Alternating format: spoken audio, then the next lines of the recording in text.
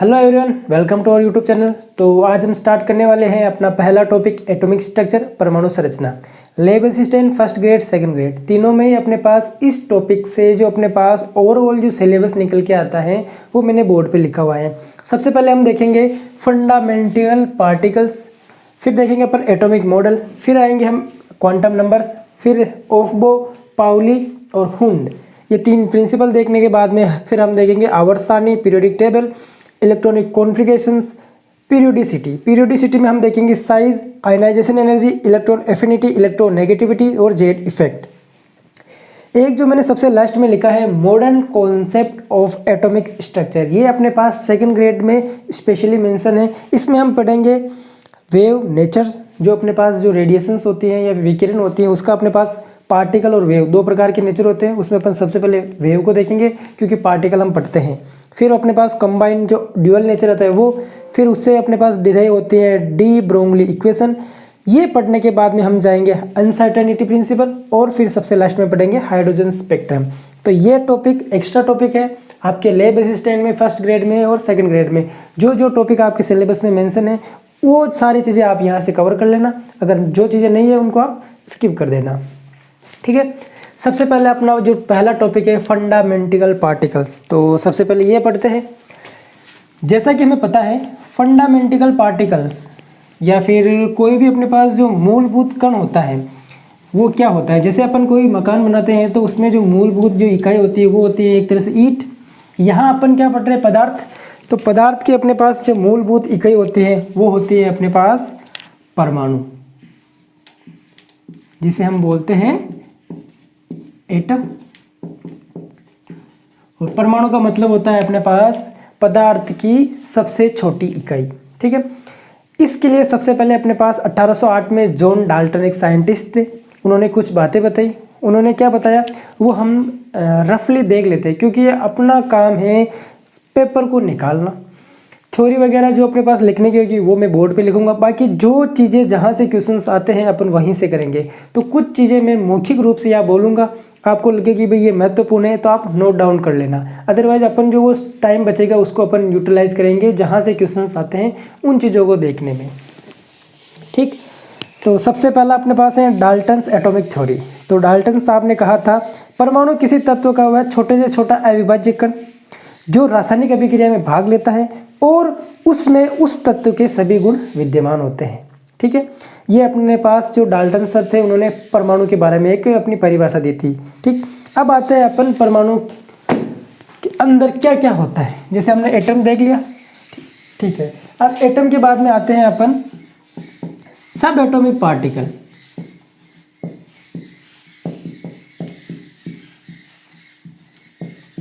जिसे बोलते हैं अपन अपरमाणुक कण,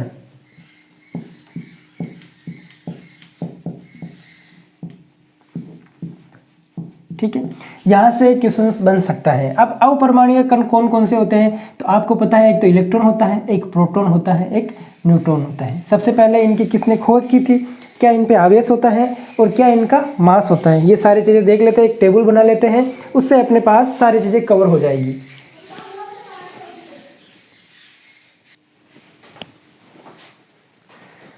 तो आते हैं हम अपने सब एटॉमिक पार्टिकल्स पे, ठीक है। इलेक्ट्रॉन, प्रोटॉन और न्यूट्रॉन। सबसे पहले हम देखेंगे इनकी खोज, उसके बाद इनका आवेश, उसके बाद इनका द्रव्यमान, ठीक है। द्रव्यमान अपने पास दो प्रकार का होता है, एक तो होता है अपने पास किलोग्राम या ग्राम में, एक होता है अपने पास AMU एटॉमिक मास यूनिट, ठीक है। सबसे पहले खोज की बात करें तो अपने पास जो इलेक्ट्रॉन की खोज की थी वो थी अपने पास थॉमसन। प्रोटॉन में अपने पास एक्चुअल खोज तो गोल्डस्टीन ने की थी, लेकिन अगर अपने पास ऑप्शन में गोल्डस्टीन नहीं है और रदरफोर्ड है तो फिर अपन रदरफोर्ड के साथ जाएंगे, क्योंकि रदरफोर्ड ने एक्चुअली नाभिक की खोज की थी, लेकिन नाभिक में अपने पास प्रोटॉन और न्यूट्रॉन होते ही हैं। तो हम वहाँ भी मान सकते हैं कि भाई अपने पास प्रोटॉन की खोज भी उन्होंने ही की थी, लेकिन अगर गोल्डस्टीन है तो अपन गोल्डस्टीन करेंगे, ठीक है। ये अपने पास क्वेश्चंस के ऊपर डिपेंड करता है। इन जनरल अपने को अगर लिखित में पूछे तो अपन गोल्डस्टीन करेंगे। न्यूट्रॉन की खोज अपने पास जेम्स चैडविक ने की। आवेश की बात करें तो अपने पास इलेक्ट्रॉन का नेगेटिव चार्ज होता है, कितना होता है 1.6 × 10⁻⁻19 कूलम। प्रोटॉन को होता है अपने पास प्लस 1.6 × 10⁻⁻19 कूलम और न्यूट्रॉन पे कोई आवेश नहीं होता है तो हमने 0 माना। जैसा कि मैंने कहा था अपने पास द्रव्यमान दो प्रकार का होता है, किलोग्राम और AMU। तो सबसे अपने पास पहला आता है इलेक्ट्रॉन, उसका द्रव्यमान किलोग्राम में 9.1 इंटू 10⁻³ किलोग्राम। प्रोटॉन की बात करें तो 1.672 इंटू 10⁻27 किलोग्राम, और न्यूट्रॉन की बात करें तो 1.674 इंटू 10⁻27 किलोग्राम। ठीक है, हमें पता है कि भाई 1 AMU बराबर 1.67 इंटू 10⁻24 ग्राम या फिर 1.67 इंटू 10⁻27 किलोग्राम, ये दोनों यूनिट है, या अपने पास ग्राम है या किलोग्राम है। तो अपने पास जो 10 की पावर थी उनमें अपने पास हल्का सा वेरिएशन आया। अगर अपने को किलोग्राम को AMU में बदलना है तो इसका अपन इसमें भाग देंगे, तो जो अपने पास निकल के आएगी इलेक्ट्रॉन की वैल्यू 0.0005, इतने अपने पास कम वैल्यू आती है तो हम उसको नेग्लिजिबल मान के 0 मान लेते हैं। और प्रोटॉन के आते हैं 1.0072 और न्यूट्रॉन के आते हैं अपने पास 1.0086। ठीक, ये होता है अपने पास सब एटॉमिक पार्टिकल्स के बारे में सारी इंफॉर्मेशन। अब अपन जाते हैं अगले वाले टॉपिक पे। सब एटॉमिक पार्टिकल के बाद में अगला टॉपिक आता है अपने पास एटॉमिक मॉडल। ठीक है, अपने पास 3 साइंटिस्ट थे, उन्होंने एटम को समझाने के लिए कुछ मॉडल्स दिए। पहला मॉडल आता है अपने पास जे थॉमसन मॉडल, दूसरा मॉडल आता है अपने पास रदरफोर्ड मॉडल, और तीसरा आता है अपने पास नील्स बोर मॉडल। पहला जो अपने पास थॉमसन का मॉडल था उसका एक अपने पास नाम होता है प्लम पुडिंग या फिर वाटरमेलन। तरबूज और प्लम पुडिंग एक मिठाई होती है उसके हिसाब से, क्योंकि वो अपने पास मॉडल उससे मिलता जुलता था। सेम रदरफोर्ड का जो मॉडल था वो अपने पास जो सोलर सिस्टम है, अपने पास सूर्य के चारों ओर ग्रहों का जो परिक्रमण या परिभ्रमण जो होता है, वो जो पूरा सिस्टम है वो उससे मिलता जुलता रदरफोर्ड का जो एक्सपेरिमेंट था वो होने के कारण हम उसको सोलर मॉडल भी बोलते हैं। और तीसरा अपने पास नील्स बोर है, जिन्होंने अपने पास एडवांस जो अपने पास क्वांटम मैकेनिक्स, वेव नेचर, इन सबको काम में लेते हुए अपना एक मॉडल दिया। जैसा कि हमने देखा है कि भाई पहला मॉडल आता है थॉमसन का, तो थॉमसन सर ने कहा था अपने पास एटम अपने पास एक धनावेशी ठोस गोला है जिसमें अपने पास जो इलेक्ट्रॉन है वो कुछ इस प्रकार धसे हुए रहते हैं जैसे तरबूज में बीज होते हैं, और अपने पास पूरा जो परमाणु होता है वो विद्युत उदासीन होता है। मतलब इन्होंने ये कहने की कोशिश की कि अपने पास कुछ इस टाइप से एक ठोस गोला है, ये अपने पास पूरा एक तरह से देखा जाए तो धनावेशित से आवेशित है। इसमें अपने पास इलेक्ट्रॉन कुछ इस प्रकार से धसे हुए हैं जिससे अपने पास तरबूज में बीज होते हैं। तो ये तो हो गया अपने पास धनावेशित भाग, और ये हो गए अपने पास इलेक्ट्रॉन ऋणावेशित, और ये पूरा का पूरा जो होता है वो होता है अपने पास विद्युत उदासीन। यही अपने पास थॉमसन का मॉडल था, लेकिन ये मॉडल अपने पास कुछ चीज़ों को समझा पाया, कुछ को नहीं समझा पाया, तो ये यहीं खारिज हो जाता है। इसमें जो काम की चीज़ वो ये है कि भाई ये अपने पास विद्युत उदासीनता को बताता है कि भाई अपने पास जो परमाणु होता है वो विद्युत उदासीन होता है, जितने उसमें धनायन होते हैं उतने उसमें ऋणायन होते हैं। इस मॉडल के बाद में अपन आते हैं रदरफोर्ड के मॉडल पे। तो रदरफोर्ड सर ने एक एक्सपेरिमेंट किया था जिसे अपन कहते हैं रदरफोर्ड स्कैटरिंग एक्सपेरिमेंट। ठीक है, इसमें इन्होंने क्या किया, एक अपने पास सोने की पतली पन्नी ली थी, गोल्ड फॉइल, लगभग 100 नैनोमीटर के आसपास मोटाई थी उसकी। उसके ऊपर उन्होंने अपने पास अल्फा पार्टिकल की बम्बार्डिंग की। उन अल्फा पार्टिकल की बम्बार्डिंग से उन्होंने ये सोचा, जैसे अपने पास रदरफोर्ड सर ने कहा था अपने पास कि भाई पूरा का पूरा परमाणु धनावेशित है और ठोस गोला है, तो अपने पास अधिकतर जो रेडिएशन है वो वापस आ जाने चाहिए। लेकिन उनके जो रिजल्ट्स आए वो सारे के सारे अनएक्सपेक्टेड थे, क्योंकि अधिकतर जो रेडिएशंस थी वो अपने पास उस गोल्ड फॉइल से डायरेक्ट निकल गई। कुछ ही थी रेडिएशंस जो अपने पास हल्के से एंगल से डेविएट विक्षेपित हुई, और 20,000 में से एक लगभग नेग्लिजिबल एक रेडिएशंस ऐसी थी जो वापस उस ही डायरेक्शन में, मतलब लगभग 180 डिग्री के आसपास विक्षेपित हुई। इन तीनों ही पॉइंट से उन्होंने कुछ निष्कर्ष निकाले। उन्होंने ये कहा कि जैसे थॉमसन सर ने कहा था कि भाई पूरा का पूरा अपने पास आवेश उस गोले के ऊपर वितरित होता है, तो ऐसा नहीं होता है।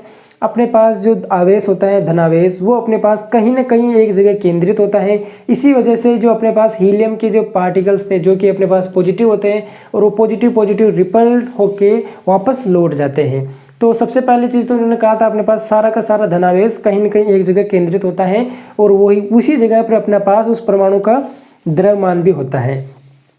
तो इन्होंने जो अपने पास कंक्लूजन दिए थे, तो यहाँ से अपने पास नाभिक न्यूक्लियस के बारे में कुछ आइडिया लगा था कि भाई अपने पास न्यूक्लियस क्या होता है। तो उसमें अपने पास धनावेश और कुछ अपने पास न्यूट्रल पार्टिकल जिसे न्यूट्रॉन्स कहते हैं वो होते हैं। उन दोनों को मिला के अपन बोलते हैं न्यूक्लियस।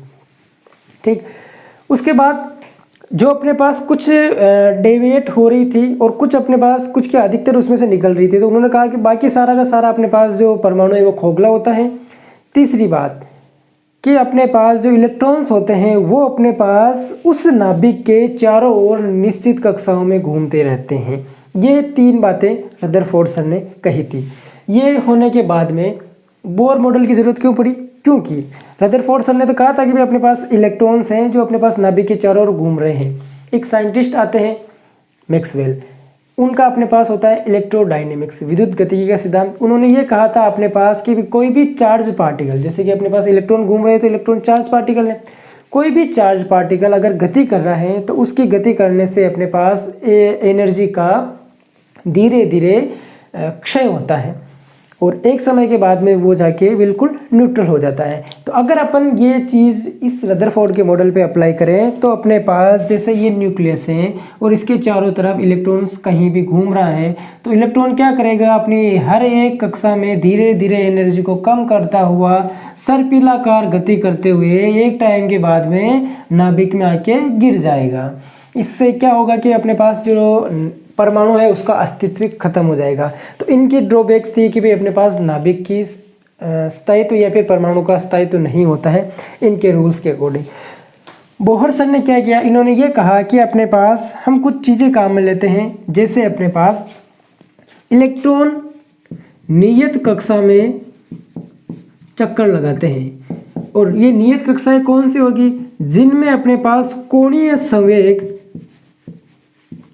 इस कोणीय संवेग को अपन बोलते हैं mvr।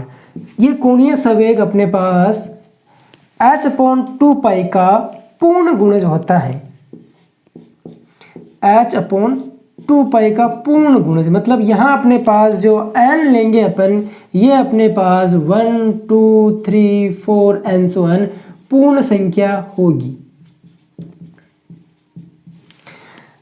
अगर किसी कक्षा का अपने पास कोणीय संवेग ये है तब ही वो इलेक्ट्रॉन उसमें घूमता है और वो उसकी स्थायी कक्षा होती है। ये चीज़ अपने पास बोहर सर ने कही थी। इससे अपने पास परमाणुओं का जो स्थायित्व की जो ड्रॉबैक्स थी वो एक तरह से दूर हो गई और ये मॉडल हम आगे कंटिन्यू करते हैं और इसे पढ़ते हैं। तो ये थे अपने पास एटॉमिक मॉडल 3। इनसे रिलेटेड जो बेसिक क्वेश्चंस थे जो मैंने अभी समझाया है वही है, इससे ज़्यादा कुछ क्वेश्चंस पूछते नहीं है। अब अपन जाते हैं इससे जो अगला टॉपिक है।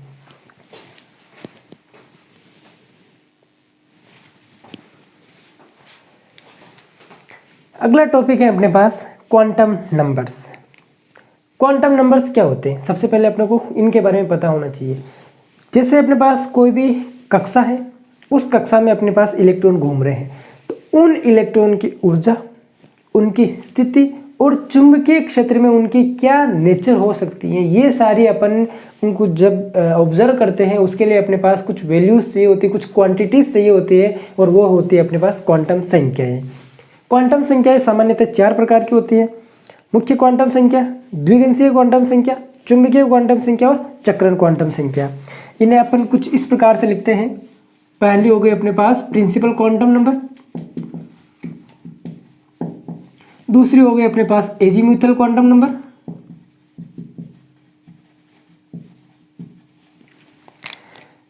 तीसरी हो गई अपने पास मैग्नेटिक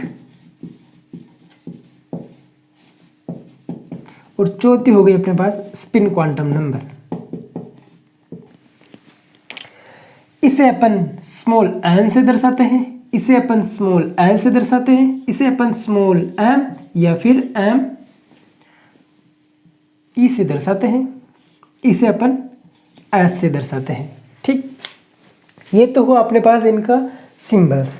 अगली चीज, इसका जो मान है वो 0 से लेके इन्फिनिटी तक होता है। इसका मान अपने पास 0 से लेके इसका मान अपने पास 1 से लेके इन्फिनिटी तक होता है। इसका मान अपने पास 0 से लेके n-1 तक होता है और इसका मान अपने पास डिपेंड करता है l पे। l के लिए -l, -0, +l। -l से लेके +l तक, जैसे -l to +l इंक्लूडिंग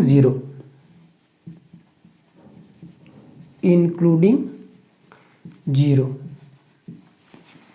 और इसमें रहता है अपने पास +½ और -½ इसकी अपने पास दो ही वैल्यू होती हैं। ठीक है, n का मान 0 से इन्फिनिटी तक, l का मान n पे डिपेंड करता है तो 0 से लेके n-1 तक, m का मान l पे डिपेंड करता है तो l की कोई सी भी वैल्यू होगी तो -l से लेके +l तक, और 0 को अपन उसके साथ में लेते हैं। जैसे अपने पास संख्या रेखा होती है, एक साइड में अपने पास माइनस होते हैं, एक साइड में प्लस और बीच में 0। सेम चीज़ यही है अपने पास, अगर -2 है तो -2, -1, 0, +1, +2 ऐसे अपने पास संख्याएं होगी, और एस में अपने पास दो संख्याएं होती हैं। अगली चीज़, ये जो अपने पास प्रिंसिपल क्वांटम संख्या है, ये अपने पास क्या बताती है, तो ये बताती है अपने पास ऊर्जा स्तर या फिर कोश, जिसे अपन जनरली के एल एम एन लिखते हैं, या फिर n बराबर 1, 2, 3 और 4 लिखते हैं। ये अपने पास बताती है आकृति। आकृति किसकी, तो उपकोष की आकृति। जैसे अपने पास l का मान 0, 1, 2 और 3 आगे n से 1 चलता रहता है। 0 के लिए अपने पास s होता है, 1 के लिए p ऑर्बिटल होता है, 2 के लिए अपने पास d ऑर्बिटल होता है, 3 के लिए अपने पास f ऑर्बिटल्स होता है, या फिर f सब सेल होती है। अब बारी आती है अपने पास इस चीज़ की, तो ये अपने पास बताता है अभिविन्यास।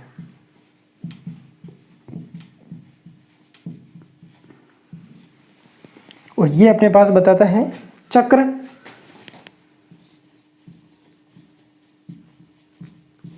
इस एक ही टेबुलर फॉर्म में मैंने चारों ही क्वांटम संख्याओं को किससे रिप्रेजेंट करते हैं, क्या मान होता है और अपन उनसे क्या क्या निकालते हैं, सारी चीज़ें बताती है। इनसे ही रिलेटेड अपने पास क्वेश्चंस पूछा जाता है। अब हम इनमें कुछ चीज़ छूट गई हो तो वो देख लेते हैं, उसके बाद इनके डायरेक्ट क्वेश्चंस करेंगे, वहाँ से अपने पास अच्छे से समझ में आएगी।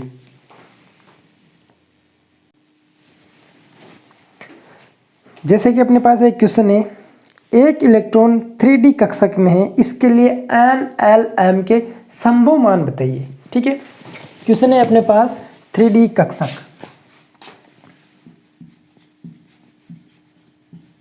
ठीक है, अपने को बतानी है n, l, m तीनों के पॉसिबल वैल्यूज, संभव मान।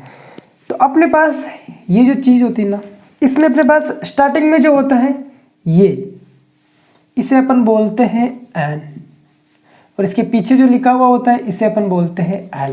और जैसा कि मैंने बताया था l बराबर 0, 1, 2, 3 इससे स्टार्ट करते हैं। 0 का मतलब s, 1 का मतलब p, 2 का मतलब d, 3 का मतलब f।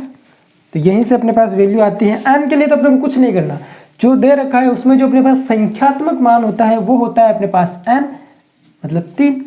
l उस संख्यात्मक मान के पीछे जो अपने पास सिंबल है s, p, d, f, उन चारों में से अगर s हुआ तो 0, p हुआ तो 1, d हुआ तो 2 और f हुआ तो 3। तो यहाँ d है तो अपने पास आएगा l का मान 2। अब बारी आती है m की। तो जैसा कि हमने पढ़ रखा है कि m का मान l पे डिपेंड करता है, तो -2 से लेके +2 तक होगा, और 0 को भी अपन इसमें इंक्लूड करेंगे। तो -2, -1, 0, +1, +2, ये इस क्वेश्चन का पूरा आंसर होगा। ऐसे अपन एक दो क्वेश्चन और करते हैं।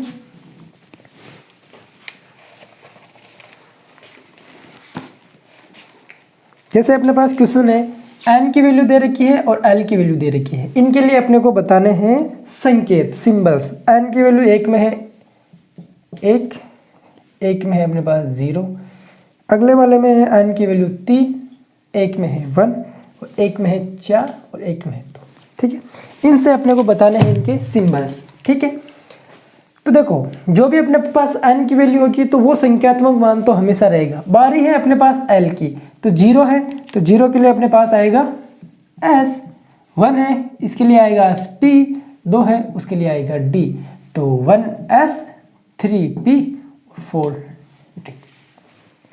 यही क्वेश्चंस होता है इन्हीं से रिलेटेड, और इतना ही आसान होता है जितना अभी हमने सोल्व किया। यहाँ अपने पास क्वांटम नंबर्स खत्म होते हैं। इसके बाद अपने पास आते हैं 3 प्रिंसिपल्स, हुंड, पाउली और ऑफबो।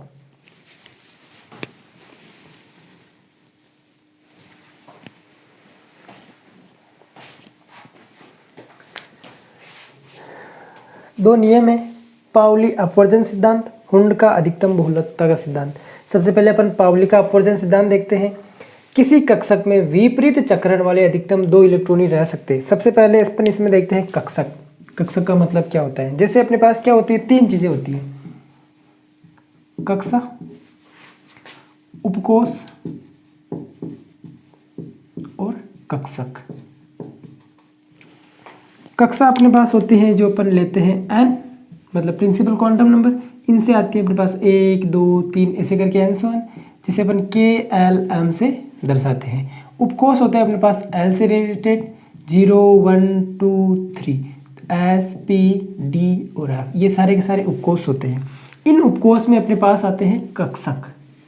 जैसे अपने पास s है, इसमें अपने पास 1 कक्षक आता है, p है, इसमें अपने पास 3 कक्षक आते हैं, और D है, इसमें अपने पास आते हैं 5 कक्षक, और F है, इसमें आते हैं अपने पास 7 कक्षक।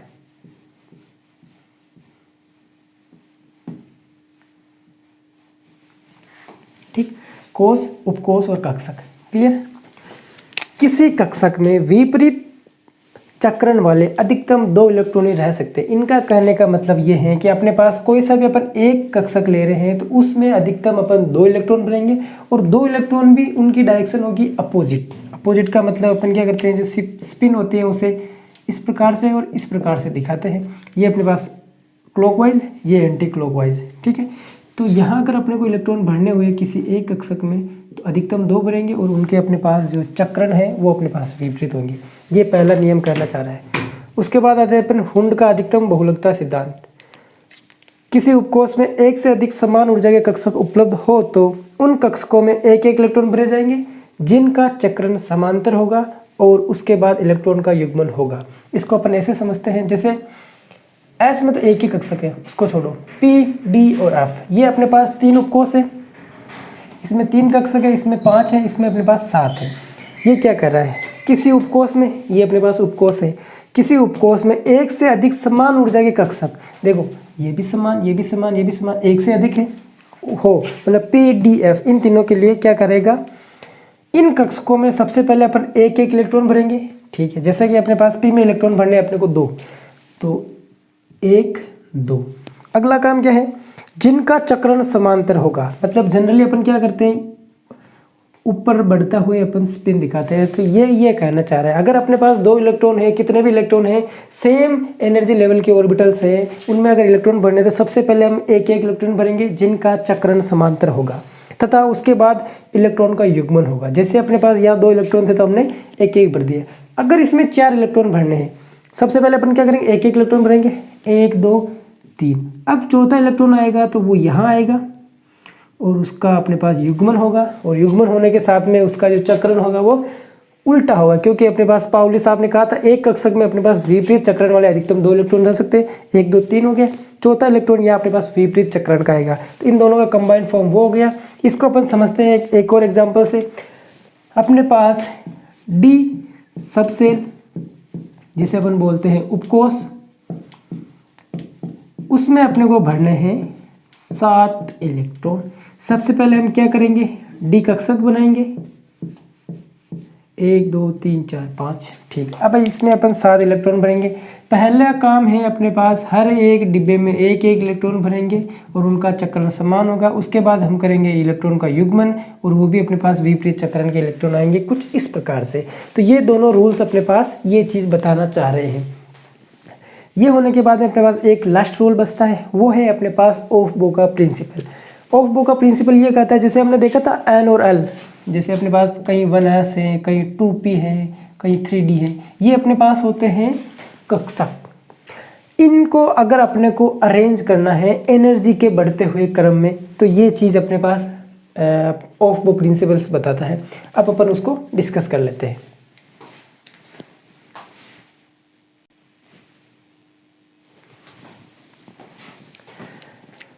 आते हैं हम अपने ऑफ बो नियम पे। ऑफ बो नियम को पढ़ने के साथ साथ में हमें N+L रूल भी पढ़ना होता है। सबसे पहले ऑफ बो का क्या स्टेटमेंट है? ऑफ बो का स्टेटमेंट ये है, परमाणुओं के उपकोष में इलेक्ट्रॉन ऊर्जा के बढ़ते हुए क्रम में भरे जाते हैं। जैसे मैंने कहा था आपको, कहीं वनस होगा, कहीं 2p होगा, कहीं 3d होगा। अब अपने को इसमें इलेक्ट्रॉन बनने तो सबसे पहले किस में भरे, ये अपन देखते हैं उनकी ऊर्जा के हिसाब से। जिनकी ऊर्जा कम होगी सबसे पहले इलेक्ट्रॉन उसमें जाएगा, फिर अपने पास ज़्यादा ऊर्जा वाले में, उसके बाद उससे भी ज़्यादा ऊर्जा वाले में। ठीक, N+L रूल ये कहता है जिस कक्षक में, ये सारे के सारे कक्षक होते हैं, जिस कक्षक में N+L का मान कम है उसकी ऊर्जा भी कम होती है। अगर ऊर्जा कम है तो सबसे पहले इलेक्ट्रॉन उसमें जाएगा। जैसे अपन इनमें N और L आराम से देख सकते हैं। इसके लिए L का मान 0, इसके लिए 2, इसके लिए N का मान 1 0, इसके लिए 1, इसके लिए 2। अगर हम इनको जोड़ते हैं तो इसके लिए 1 आता है, इसके लिए 3 आता है, इसके लिए 4 आता है। तो 1 3 4, तो 1 सबसे छोटा हुआ, फिर 3, फिर 4।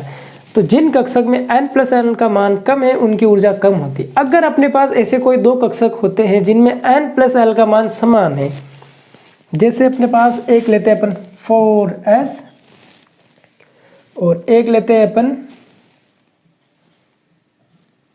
3p। ठीक, N+L निकालो, इसमें 3 और इसका 4 और 1 4 और इसका 0, तो टोटल 4, 3 और 1 टोटल 4, दोनों का योग समान है। इस केस में हम ये देखते हैं जिसका N का मान छोटा होगा उसकी ऊर्जा कम होगी, तो इसमें N का मान छोटा है तो इसकी ऊर्जा कम है। ये रूल समझ में आया? क्या करना है, कोई भी कक्षक दे रखा उसमें N और L निकाल सकते हैं। N तो उसमें संख्यात्मक मान होता है और L उसके पीछे दे रखा होता है जो भी सिंबल्स होता है। S के लिए L0, P के लिए L1, D के लिए L2 और F के लिए L3। ऐसे अपने को ये 4 वैल्यू याद करनी है। फिर क्या करना है, N+L को जोड़ना है, जिसकी वैल्यू कम है उसकी ऊर्जा कम। अगर अपने पास समान होती है तो जिसमें N का मान छोटा है उसकी ऊर्जा कम होती है और अपन सबसे पहले इलेक्ट्रॉन उसमें भरते हैं। अब बात आती है अपने पास ऑफ बो नियम की भी। ये तो स्टेटमेंट था, इसके साथ में अपने पास एक टेबल आती है। वो क्या कहते हैं, सबसे पहले वो देखते हैं। परमाणुओं के उपकोष में इलेक्ट्रॉन ऊर्जा के बढ़ते हुए क्रम में जाते हैं। तो सबसे पहले हम क्या करेंगे, नीचे से स्टार्ट करेंगे। सबसे छोटा एनर्जी लेवल 1s, फिर 2s, फिर 3s, फिर 4s, फिर 5s, फिर 6s, फिर 7s। ठीक, ऐसे अपने पास P D F आएंगे। कैसे बनानी है, जैसे मैं बना रहा हूँ वैसे ही आपको याद करनी है ताकि आपको सहूलियत रहेगी क्वेश्चंस करने में। पहला काम मैंने क्या किया, 1s 2s 3s 4s 5s 6s 7s कर दिया। फिर क्या करेंगे, 2 को छोड़ेंगे, पहला और दूसरे को।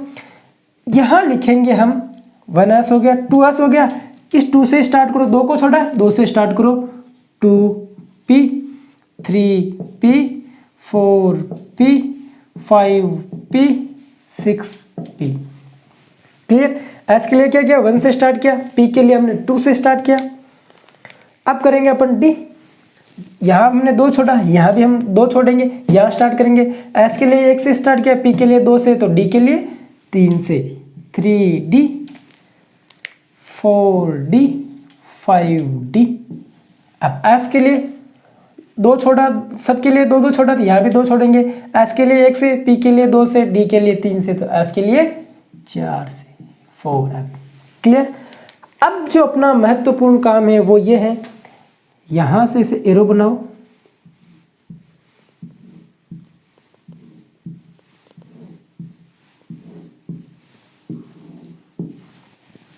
क्लियर? क्या करना है अपने को, सबसे पहले इधर से चलना है, 1s को भरा, आगे कुछ नहीं, 2s से स्टार्ट करो। ये बढ़ने के बाद में 2p, जिधर से अपने पास एरो आ रहा है उधर से स्टार्ट करेंगे। ये नहीं कि 2s के बाद में 3s फिर 2p, नहीं।